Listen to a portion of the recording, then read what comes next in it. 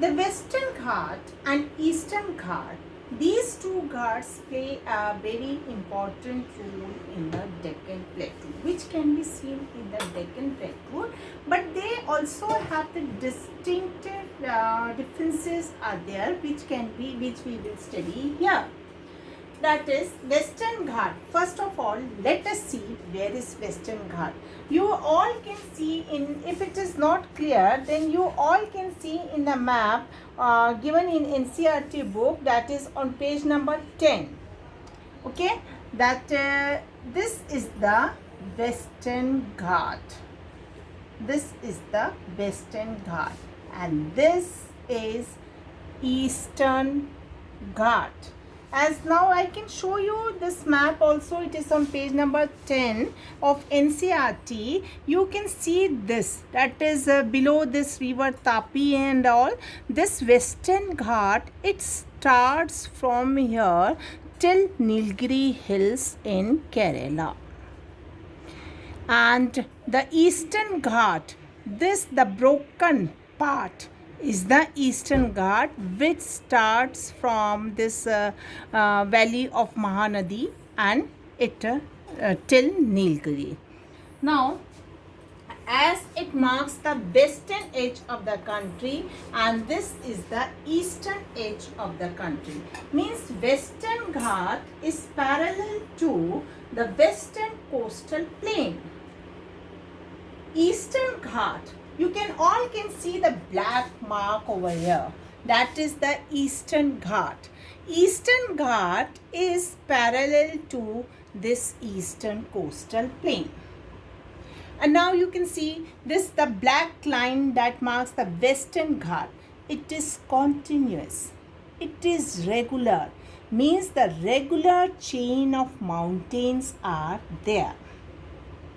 And Eastern Ghat, it is not continuous. You can see the breaking part like this here, which tell us that eastern coast, that is Eastern Ghat, is irregular.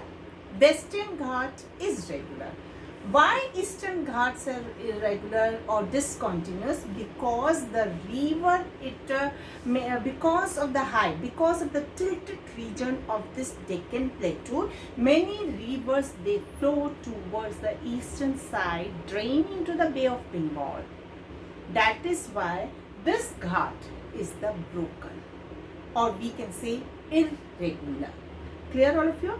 And this Western Ghat, it starts from this Maharashtra, that is Gujarat, Maharashtra, below this Tapi river, and continues till Nilgiri, that is in Kerala.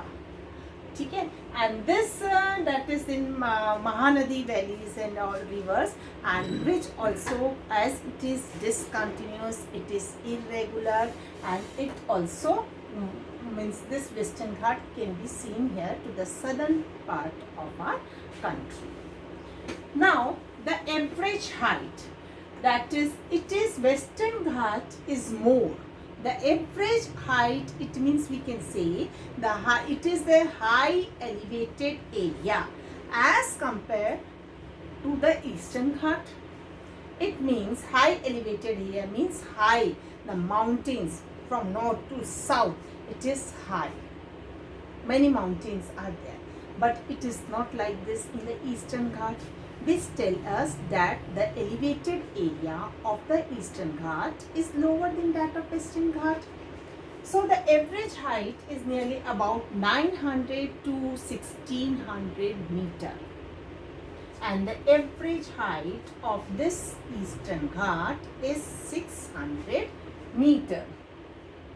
So as I told you that it stretched from Gujarat, Maharashtra, below this river Tapi till Nilgiri. Same is the year that it stretched from Mahanadi Valley to Nilgiri. Now, the important thing that this Western Ghat, it causes orographic rain.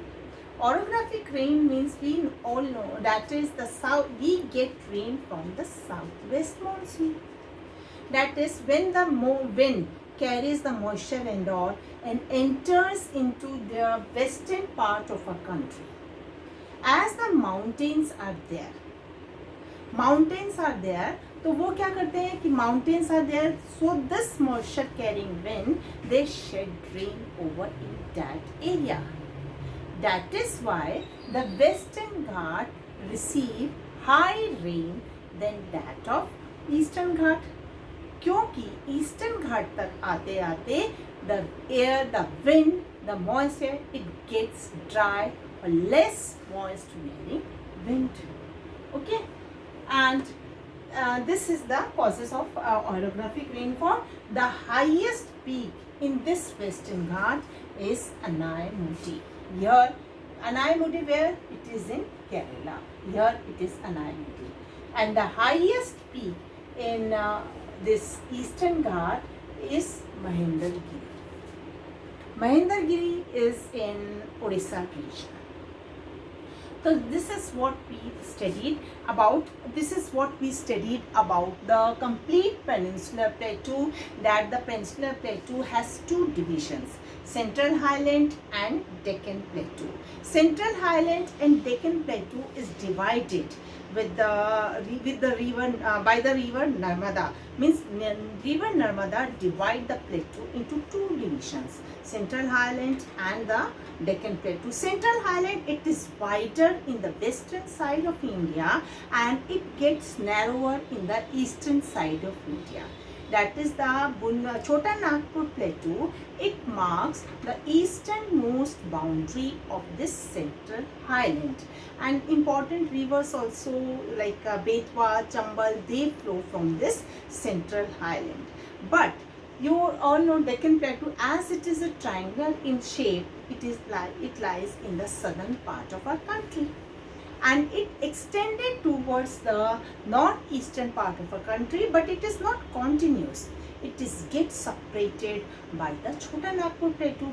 Three important ranges, that is Jaintia, Garo, Khasi. These hills are the prominent hills. These prominent hills are in the northeastern part of our country. And this Deccan Plateau, it is marked with the Western Ghat as well as the Eastern Ghat.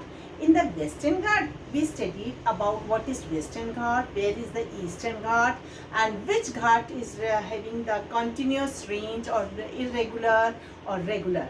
That is, irregular one is the Eastern Ghat. Continuous range can be seen, continuous range of the mountains. That is, the mountains are continuous in this Western Ghat.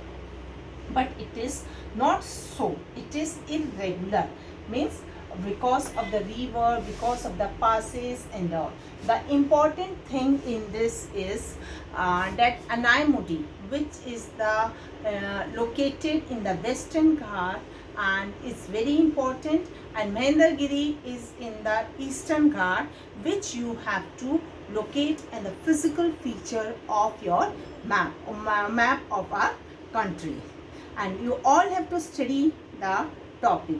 This is all for this video. Thank you.